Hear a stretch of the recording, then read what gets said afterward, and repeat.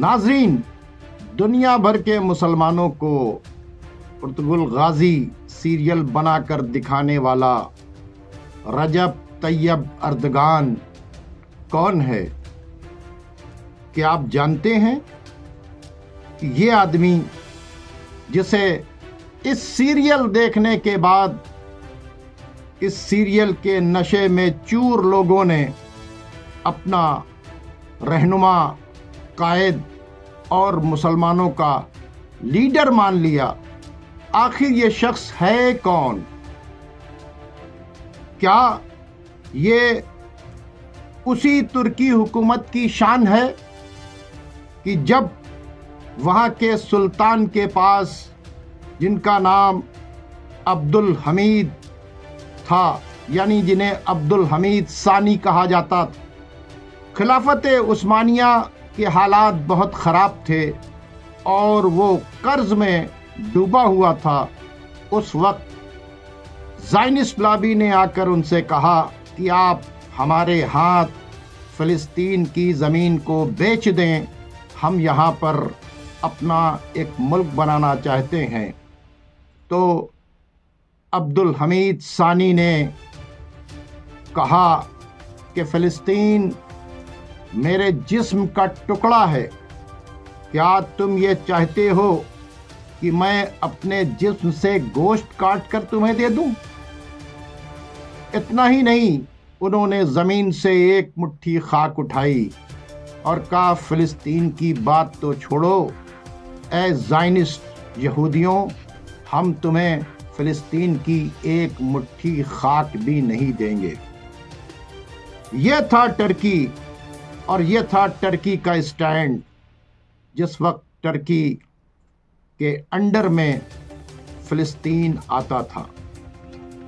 नाज़रीन, जैसा कि आप जानते हैं कि अंग्रेज़ों ने एक बड़ी साजिश करके मोहम्मद इब्ने अब्दुल वहाब नजदी और मोहम्मद इब्ने सऊद को ख़रीदा और उनके ज़रिए ऑटोमन एम्पायर को गिराने का जो खेल आज से तकरीबन 280 साल पहले शुरू किया था, और उसके बाद उसी खेल के ज़रिए उन्होंने 1924 में हिजाज़ की हुकूमत को ख़त्म करके सरज़मीन मक्का और मदीना पर एक हुकूमत सऊदी अरब के नाम से कायम की थी। वो सारा खेल किसी और का नहीं था, वो मज़ार विरोधी विचारधारा का था। ये लोग कौन थे? ऑटोमन एम्पायर को गिराने के लिए अंग्रेज़ों ने मोहम्मद इब्ने सऊद और मोहम्मद इब्ने अब्दुल वहाब नजदी के बीच में एक मुआहदा करवाया था और ये कहा था कि ऑटोमन एम्पायर जब गिर जाएगी और उसके बाद जब हुकूमत कायम होगी तो हम तुम्हारी नस्ल में हमेशा के लिए एक को हुकूमत दे देंगे और एक को दीन का चार्ज दे देंगे। और अंग्रेज़ों ने उस मुआहदे पर पूरी तरीके से अमल किया और आज तक जो सऊदी अरब के हुक्मरान हैं वो आले सऊद के ख़ानदान से हैं और सऊदी अरब के जो मुफ्ती हैं वो आले शेख के ख़ानदान से हैं। क्योंकि ये दोनों अंग्रेज़ों के एजेंट थे और इनके ज़रिए ही, यानी मोहम्मद इब्ने सऊद और मोहम्मद इब्ने अब्दुल वहाब नजदी के ज़रिए ही ऑटोमन एम्पायर को गिराने का खेल पूरी तरीके से खेला गया था और मुसलमानों को फ़िरका बंदी के नाम के ऊपर लड़ा कर, टकरा कर, चूर चूर करने का एक खेल खेला गया था। ये वो तकफीरी लोग थे कि जिन्होंने सबसे पहले दरैया की मज़ारात गिराए और वहाँ से इन्होंने मज़ार को गिराने का जो सिलसिला शुरू किया तो इनकी आने वाली औलादों ने ताइफ पर हमला किया, करबला मोहल्ला के ऊपर हमला किया और जब 1924 में ये सऊदी हुकूमत कायम हो गई तो उसके बाद मक्का मुकर्रमा और मदीना मुनव्वरा के मज़ारात को गिराना शुरू कर दिया। ये लोग रोज़ा रसूल को भी गिराना चाहते थे क्योंकि ये लोग इसे भी कहते थे कि हाजा सनम अकबर। लेकिन जब दुनिया भर के मुसलमानों ने सर से कफन बांध लिया और सऊदी हुकूमत को ललकारा तो उसके बाद ये लोग बाज आए। मज़ार विरोधी ये विचारधारा जिसका जिक्र मैंने किया है, ये वही मज़ार विरोधी विचारधारा थी जिसने ऑटोमन एम्पायर को गिराया था। लेकिन अफसोस के साथ कहना पड़ रहा है कि आज सीरिया की हुकूमत को गिराने के लिए रजब तैयब अर्दगान इसी मज़ार विरोधी विचारधारा को पूरी तरीके से सपोर्ट कर रहा है। और ये काम आज से नहीं है। वो बशर असद की हुकूमत जो मज़ारात को बचा रही है और पूरी तरीके से इन दहशत गर्दों से लड़ रही है, ये वो तकफीरी दहशत गर्द हैं, यानी अलकायदा हो, आपका जबतुल नुसरा हो, आपका दाइश हो, या ये HTS नाम की जो तंजीम आई है तहरीक अल शाम जिसका लीडर अल जौलानी है, ये सब के सब उसी फिक्र के हैं, उसी दहशत गर्दी फिक्र के हैं जो मज़ार विरोधी फिक्र है। और आपने देखा है कि इनके साथ रजब तैयब अर्दगान और उसके ख़ानदान का तालमेल कोई आज से नहीं है, तकरीबन 12 साल पहले से है। जितना भी आईएस ने लूटा है वो कहीं और से नहीं गया, बल्कि वो पूरी तरीके से टर्की की तरफ से भेजा गया। रजब तैयब अर्दगान का बेटा बिलाल अर्दगान बाकायदा तौर पर अलकायदा का फाइनेंसर था और उसके तमाम जो सबूत हैं वो आपको गूगल के ऊपर मिल जाएंगे। रजब तैयब अर्दगान की फैमिली ने मज़ारात को बचाने वाली हुकूमत यानी सीरिया की बशर असद की हुकूमत को गिराने के लिए पूरी तरीके से दुनिया भर के उन दहशत गर्दों को जो अपने अलावा किसी को मुसलमान नहीं समझते थे उनको पूरी तरीके से सपोर्ट किया। और जिन्होंने दाइश ने किया क्या सब आप जानते हैं कि दाइश ने तकरीबन 2000 मज़ारात गिरा डाले और उनकी लिस्ट में 50,000 मज़ारात गिराने थे। ये वो फिक्र है कि इसने ना असाद के मज़ारात छोड़े, इन लोगों ने हुज्र इब्न अदी की कब्र को खोदा और उनकी लाश को निकालकर उसके साथ बेहुरमती की। इन लोगों ने जनाबे ओवैसे करनी की कब्र को खोदा, वहां उनकी बेइज्जती की, बेहुरमती की वहां के ऊपर उस कब्र की। इन लोगों ने इसके अलावा हजरत अम्मार यासिर जिनकी वालिदा इस्लाम की सबसे पहली शहीदा थीं और जिनके वालिद हजरत यासिर पहले शहीद थे, उनको और उनका बेटा हजरत अम्मार उनकी कब्र की बेहुरमती की। इसके अलावा ये वो तकफीरी दहशतगर्द थे जिन्होंने जनाबे याकूब, जनाबे यूसुफ, जनाबे शीश, जनाबे जर्जीज जैसे अंबिया की कब्रों की तौहीन की। इन लोगों ने इराक के अंदर बहुत से इमामजादों की कब्रों की तौहीन की और उसे गिराना चाहते थे। ये लोग पहले करबला मोहल्ला को पामाल कर चुके थे, इसी फिक्र के लोग। अब उसके बाद ये लोग इराक के अंदर पूरी तरीके से दोबारा चाहते थे कि हम करबला मोहल्ला को और जितने तमाम रोज़े हैं उनको ख़त्म कर दें। इतना ही नहीं, इन लोगों ने बार बार सीरिया में जनाबे ज़ैनब के रोज़े पर हमला किया और जनाबे सकीना के रोज़ों के ऊपर हमला किया। इसके मतलब इन्होंने अंबिया के रोज़ों के ऊपर हमला किया, इन्होंने सहाबा के रोज़ों के ऊपर हमला किया, इन्होंने आले रसूल के रोज़ों के ऊपर हमला किया। लेकिन ये रजब तैयब अर्दगान जो अपने आप को मुसलमानों का ठेकेदार कहता है, ये बैठा तमाशा देखता रहा और उसी आईएस के साथ इसकी पूरी फैमिली मिलकर सीरिया का तेल लूटती रही और कारोबार करती रही। आपने कभी सुना कि क्या किसी सहाबी की मज़ार को बचाने के लिए रजब तैयब अर्दगान ने कोई फोर्स भेजा? کیا آپ نے کبھی سنا جناب زینب کے روضے کو بچانے کے لیے کسی نے کوئی فورس بھیجا؟ کیا آپ نے سنا جناب سکینہ کے روضے کو بچانے کے لیے رجب طیب اردگان نے کوئی فورس بھیجا؟ جبکہ وہ کردوں سے کوئی معاملہ ہوتا ہے تو فوراً وہاں کے اوپر جا کر بمبارڈمنٹ کر دیتا ہے.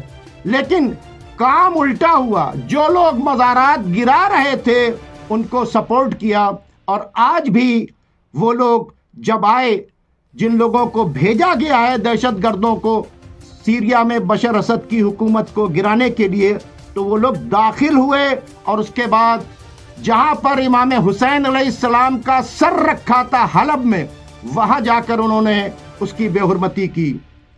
ایک مسجد کے اندر داخل ہوئے، وہاں امام حسین کے روضے کی ایک تصویر لگی تھی، اس بینر کو اس پہ یا حسین لکھا ہوا تھا، اس کو پھاڑا اور اپنے پیروں سے کچلا. دوسری جگہ بیت المقدس کی ایک تصویر لگی ہوئی تھی، اس کو اپنے پیروں سے روندا، اور اس کے بعد کیا کہا ان دہشت گردوں نے؟ جو کام ہم نے 12 سال پہلے کیا تھا وہ کام ہم کریں گے. اور وہاں پر آنے کے بعد انہوں نے شیعوں کو گالیاں دی اور کہا کہ ہم کربلا بھی جا کر برباد کریں گے، یہاں تک کہا کہ ہم خمینی کا جا کے سر کاٹیں گے. یہ اس طرح کی باتیں جو ہیں یہ کس نے کی؟ یہ وہ دہشت گرد ہیں جسے کوئی اور سپورٹ نہیں کر رہا ہے. اپنے آپ کو مسلمانوں کا ٹھیکیدار کہنے والا رجب طیب اردگان سپورٹ کر رہا ہے پوری طریقے سے. آپ یہ بتائیے کہ کیوں سیریا کے اوپر یہ حملہ کیا گیا؟ اس لیے کہ امریکہ یہ چاہتا ہے کہ سیریا کو اگر ختم کر دیا جائے، اور جس طرح سے وہ عرب حکمران جو اسرائیل کے یسمین بنے ہوئے ہیں ایسی کوئی حکومت لے آئے، اور جو فلسطینیوں کو روٹی بھی نہ پہنچا سکے، پانی بھی نہ پہنچا سکے. جارڈن جیسی حکومت ہو، مصر جیسی حکومت ہو، جس کے بارڈر سے لگے ہوئی روز رات دن چیخیں آوازیں آتی ہیں فلسطین کی مظلوموں کی، لیکن وہ مدد نہیں کر پاتے. امریکہ، برطین اور اسرائیل چاہتا ہے کہ ایسی ہی ایک حکومت جو ہے آ کر بشر اسد کی جگہ کے اوپر مسلط کر دیا جائے. یہ ڈیمانڈ ہے ان کی، اور افسوس یہ ہے کہ وہ بشر اسد جو آج بھی اتنے خراب حالات کے باوجود سیریا سے حماس کو بھی سپلائی ہو رہا ہے، حزب اللہ کی بھی سپلائی لائن ہے، حوثی کی بھی سپلائی لائن ہے، اس بشر اسد کی حکومت کو گرانے کا یہ کھیل چل رہا ہے. اور اس میں سب سے بڑا رول جو ہے وہ ترکی کے رجب طیب اردگان کا ہے.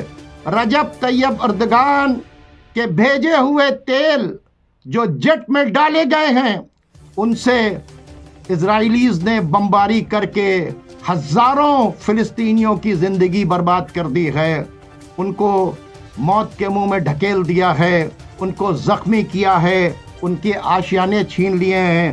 رجب طیب اردگان کی بھیجی ہوئی اسٹیل سے وہ بندوقیں بنی ہیں، وہ ٹینک بنے ہیں، وہ توپ بنے ہیں، جن کے گولے آ کر کسی اور پر نہیں فلسطینیوں کے اوپر گر رہے ہیں.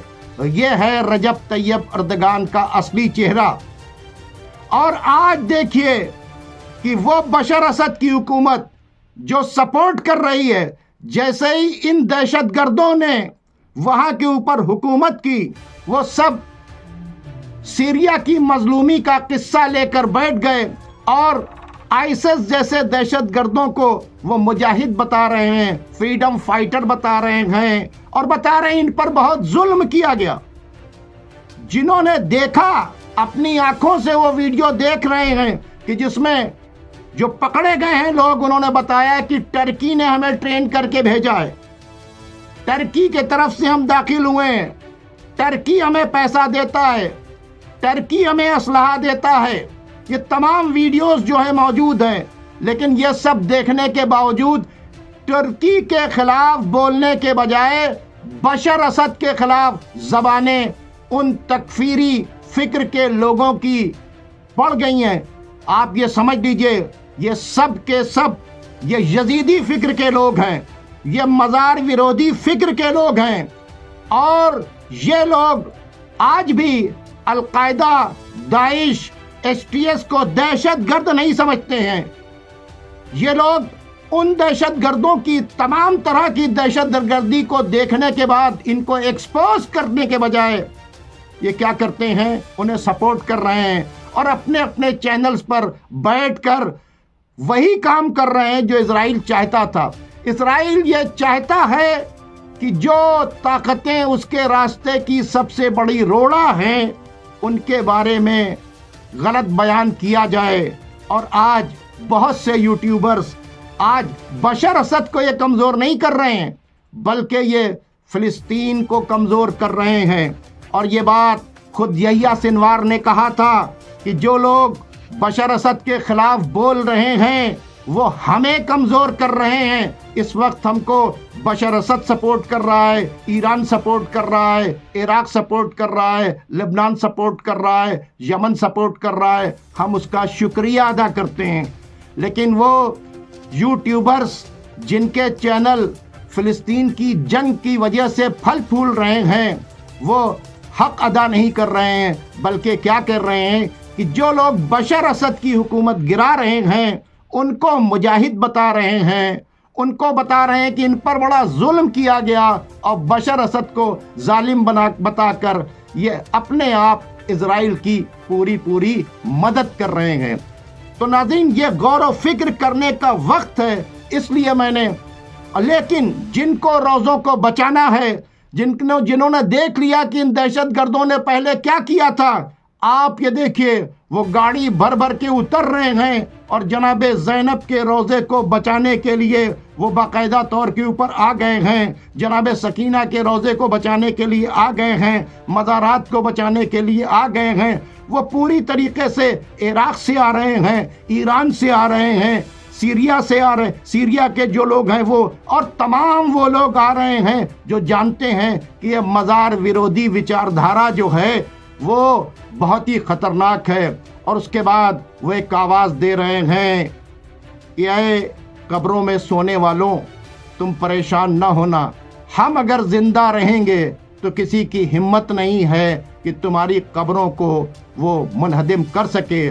कल भी हम तुम्हारे साथ थे, आज भी हम तुम्हारे साथ हैं। खुद देखिए कि किस तरह से लोग टैंक लेकर और अपने हथियार लेकर और गाड़ियों से उतर कर जनाब ज़ैनब के और जनाब रुकैया के और असहाब रसूल के रोज़ों को बचाने के लिए आ चुके हैं। तो याद रखिए, ये वो लोग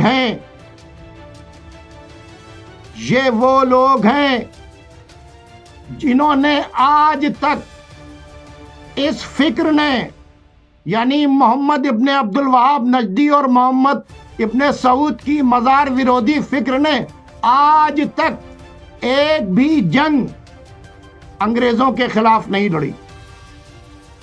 आज तक जितना कत्ल आम इन्होंने मुसलमानों का किया है किसी का नहीं हुआ।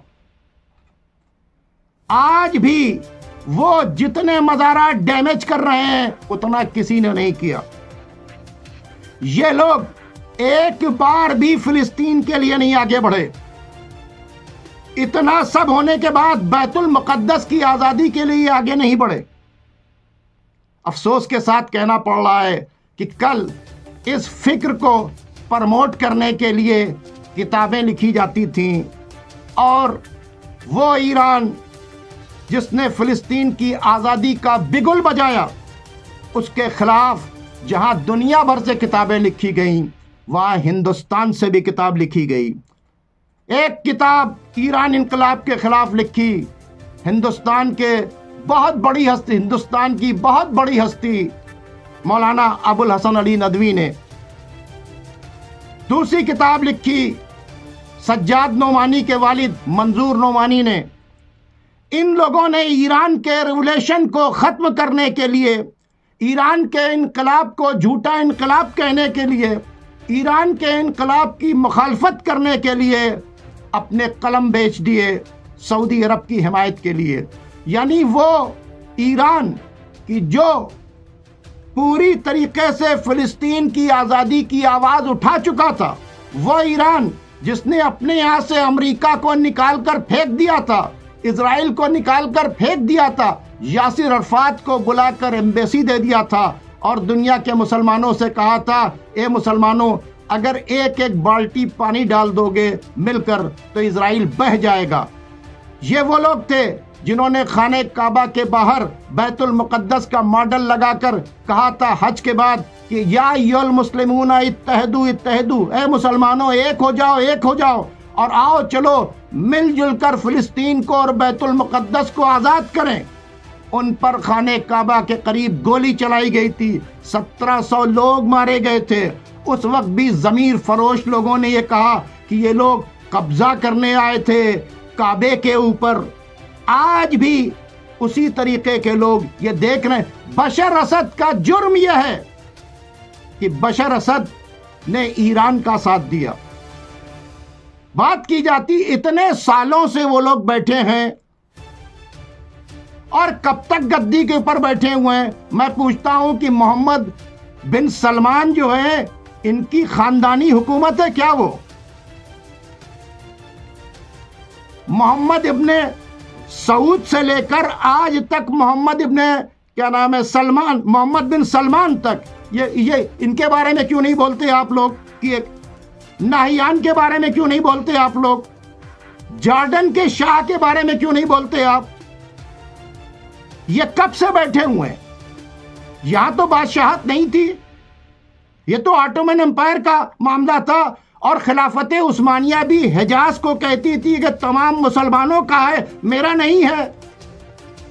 तो आज ये सारी चीजें आपको समझनी पड़ेंगी, इसलिए मैं इसको समझा रहा हूं कि ताकि आप समझ लें कि ये जो खेल खेला जा रहा है, इस खेल के पीछे सिर्फ और सिर्फ एक बात है कि वो शिया और सुन्नी जो मुत्तहिद होकर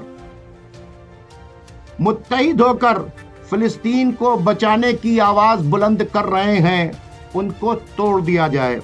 अंग्रेजों का जो डिवाइड एंड रूल का कार्ड है, पहले मोहम्मद इब्ने सऊद और मोहम्मद इब्ने अब्दुल वहाब नजदी ने खेला।